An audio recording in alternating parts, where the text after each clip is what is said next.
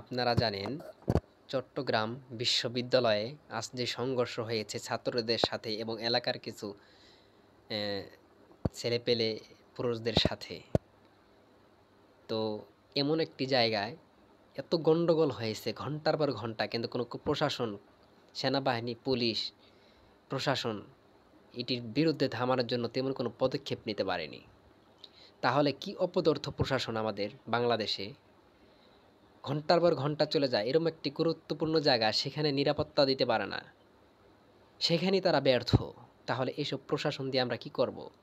এই সমস্ত প্রশাসন এই জনগণের ট্যাক্সের টাকায় চলে, তাদের ফ্যামিলি চালায়, তারা চলে, কিন্তু এই জনগণের তারা নিরাপত্তা দিতে ব্যর্থ। জনগণের খোঁজ খবর তারা রাখে না। আমাদের এই সমস্ত প্রশাসন আমাদের দরকার নাই, যারা জনগণের নিরাপত্তা দিতে পারবে না। আজ যদি ইসলামী সরকার থাকতো, কারো গুনার টাইম ছিল না, তাদের জীবনের বিনিময়ে হলেও জনগণের নিরাপত্তা দিত, কারো গোলামি করতো না, কারো দালালি করতো না, ঠিক আছে?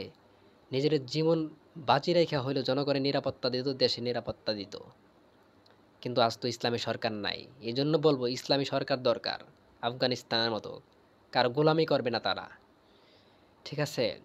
এনে আজকে নিউজে দেখলাম বিএনপির এক নেতার নেতৃত্বে সেখানে গন্ডগোল পাকাইছে। দেখেন এই চান্দাবাজের গ্রুপ, মনে করেন যেখানে সেখানে তারা গন্ডগোল লাগায়ে চলছে, ঠিক আছে?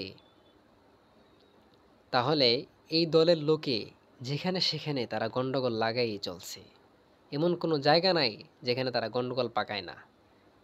এই জন্য আমি বলবো, সামনে নির্বাচনে এই সমস্ত চাঁদাবাজ, এই সমস্ত ডাকাতদেরকে ভোট দিবেন না।